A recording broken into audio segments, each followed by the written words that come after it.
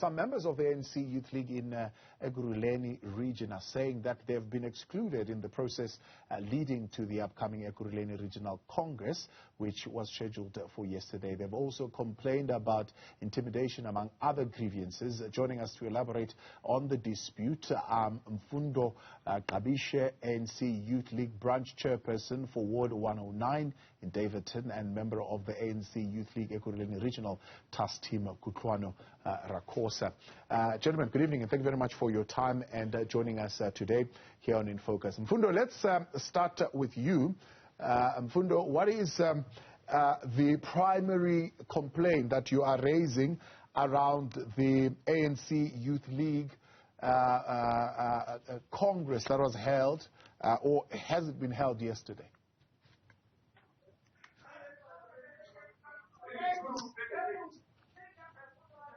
Mfundo?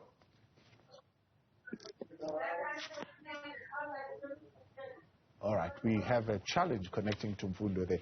Mfundo, if you can hear me, what is your principal complaint around the ANC Youth League Congress and why you feel you've been left out?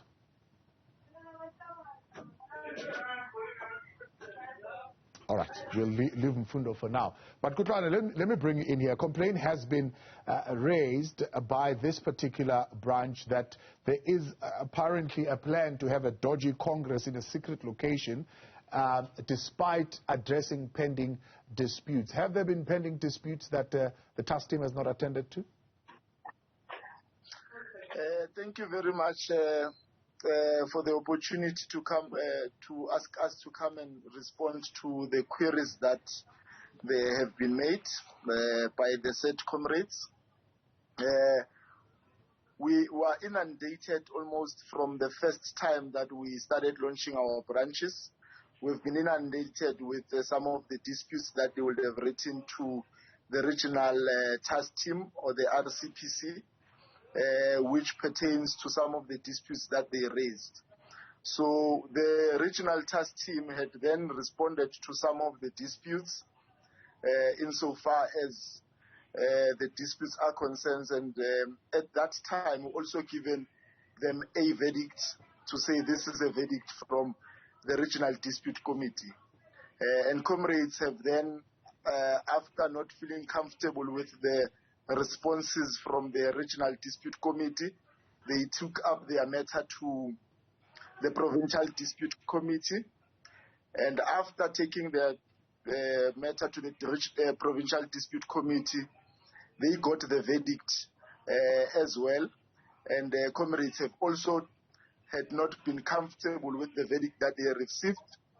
Following that, they have taken their matter to the National Dispute Resolution Committee. So as we stand now, we were all awaiting for the response from the National Dispute Committee insofar as all the disputes that comrades would have sent to the national structure is concerned. Yeah, and does that mean then that the Congress will not take place until those disputes have been resolved? Thank you for that opportunity. Thank you for the question. I can tell you now that the issue is that we have started with registration, and the registration insofar as this process is concerned, we have not closed it. We have allowed every person who is a delegate to come in, register, and because we are all waiting for the response from the national structure, I can tell you that from where we are sitting, the conference is going to be in session once we have received that report. Yeah. So as the task team, regional task team, you're saying you've given the go-ahead for delegates to register for Congress, and those delegates are registering right now. Are there people that you are leaving out in this particular process of registration because of the pending disputes? No, there's no one that we are leaving out. The organization deems it necessary that everyone who has a responsibility of being elected as a delegate from their own respective branches, they must be afforded an opportunity to register. If the branch is in question, the person is then allowed to register And then because some of the branches have disputes, after having registered, and when we get a verdict from the national structure, if the verdict says the person who is participating as a delegate must continue to be a delegate, we allow that person to participate at conference. But if the verdict that we are going to receive from the National Dispute Resolution Committee says that branch has been disqualified, what we then do is that we then convert the tag into a guest, and then that person will not be allowed to be a voting delegate, but that person will be allowed a responsibility just like any other person, because they have been registered, to then be part of the conference as a guest.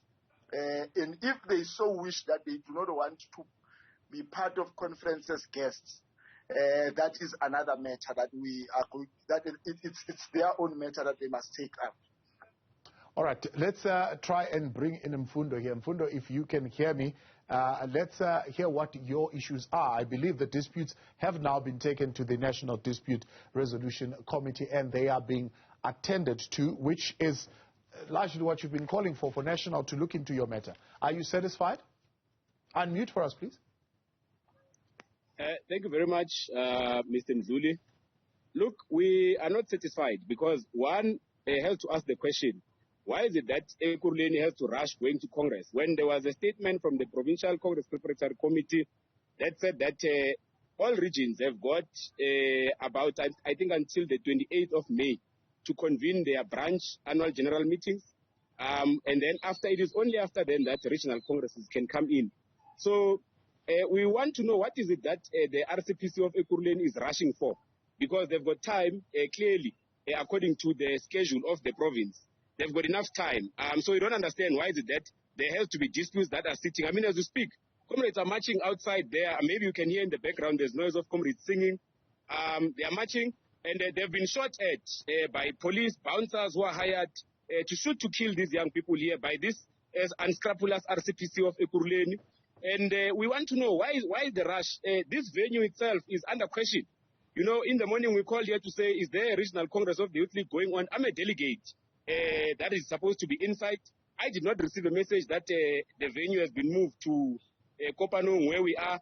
I had to find out from hearsay. So it's been a very hurried process. I'm saying the venue itself is in question, because if you had to ask who paid for this venue, there are rumors that the Department of Education is the one that paid for this venue. And it is something that the media must probe to say who actually paid for this venue. Because when you called in the morning to say, is there a regional congress of the Youth League that is happening here? They said no. The only people who have got a congress here is Department of Basic Education.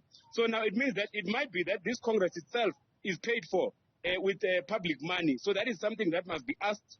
But also I want to know from these comrades to say, why is it that there are pending disputes from the province and from national that have not been dealt with, but comrades are rushing to a congress? And the whole issue, Mr. Thabo Mzuli, is the process leading up to, I hear Comrade Kutloano speaking of delegates. How did we arrive to delegates in this process is what we are questioning. Because there are clear guidelines in the Constitution of the African National Congress Youth League. The guidelines are very clear that, for an example, if a branch annual general meeting is to take place, it must be announced to all members in good standing 5 days prior the sitting. I can tell you now, most of the disputes emanate from the fact that that did not happen because of this rush that we're talking about, that we don't know. Why is it that comrades are in a hurry to sit this Congress? Because most of the branches, you will be told today that your branch is sitting later, or you are told today that it is sitting tomorrow, which is outside the prescripts of the guidelines of the NYT team. Right. So the whole process is questionable. The process of selection of membership of who must be a member, there was no pre-audit. And Comrade Kutloano lied through his teeth in another interview and said that in this current process, no pre-audit is required. It is not true. So that has not happened. That has not happened. There is shooting outside. Young people are being shot once again. There is shooting outside the venue. Young people are being killed by security bouncers that have been hired, and the police. There is shooting outside. All right, Kutloano. So some shooting there coming through as well. We'll also establish what is happening here and what is the shooting about. But let's address some of these issues that are being raised here, Kutloano. There is a hastening so to speak, of holding this when you clearly still have time for these disputes to be resolved? There's a question around the venue, who paid for it. There's a question around the pre-audit, the process itself. Just respond to those issues. Please unmute. Thank you very much for those questions. What is important about how conferences are run, and comrades will appreciate that the ANC Youth League is also a preparatory school of the ANC. Now, some of these things we are going to be learning them, and some of us, because we probably would have been members of the ANC Youth League for some time, so we also ought to at least give guidance sometimes in this process. Now, what we are dealing with, Babu Mdluli, is that there are comrades that feel that their matters and their issues are not responded to, or have not been responded to adequately. A conference of the region is convened by the province, and if the province has agreed that we must go ahead, but there are issues that pertain to disputes that need to be responded to. Comrades from branches have been urged consistently to say, please take up your issues, and all these matters have been outlined to them even when they were given verdicts, to say, should you not be happy with the verdict that you are going to receive from the region, you can take up the matter to the province up until national.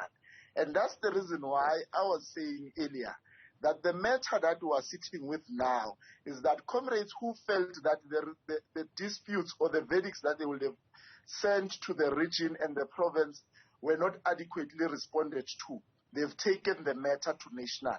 I'm not at liberty to on behalf of national about this matter insofar as disputes are concerned, because just like some members or just like the aggrieved members, I'm waiting for a final report from the national structure, and till such time the matter will be received, and when it is received, the steering committee who is charged to deal with the matters, we are going to convene the steering committee, and following that we are going to convene an RPT meeting that is going to respond to those issues. Yeah. Pre-audit process, was it done? Before we run out of time. I don't want to confine myself to dealing with the issue of the financial issue and as to who will have paid for the venue, because that is the responsibility of the financial report that is going to be presented in conference once the conference is in session. Now, I can't at this moment disclose the financial statements and the financial report of the organization till such time that we've been given a green light to say such reports can be distributed and disseminated.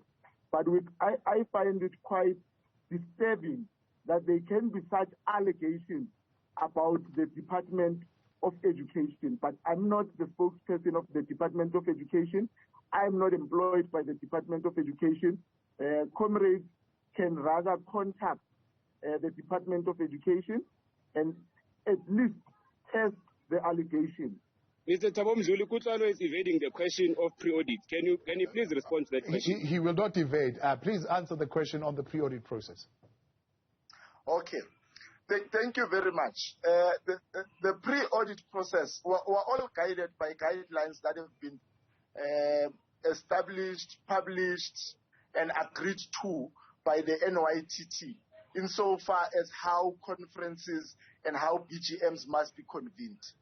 I'm not evading any question, but I can tell you that the guidelines make it extremely clear on how a person must join the ANC Youth League, following that, and how a BGM must convene. Now, as we sit now, we were given a responsibility to receive through the coordinator membership forms. The branches requested dates for convening of AGMs. Following that, we then had, after we had an AGM, we then had an audit. And That is the basis in which some of the disputes that we are receiving, because they are questioning whether branches will have convened correctly or incorrectly. And that is what we are waiting for from the National Dispute Resolution Committee. All right, let's leave it there for now. We are out of time. We're, of course, following up on what the developments are, especially with that shooting that has been happening there outside and those security challenges. We'll get more details as to what is actually happening there. Mfundo Ngqabishe, ANC Youth League branch chairperson of Ward 109 in Daveyton and a member of the ANC Youth League Ekurhuleni Region task team, Kutloano Rakosa.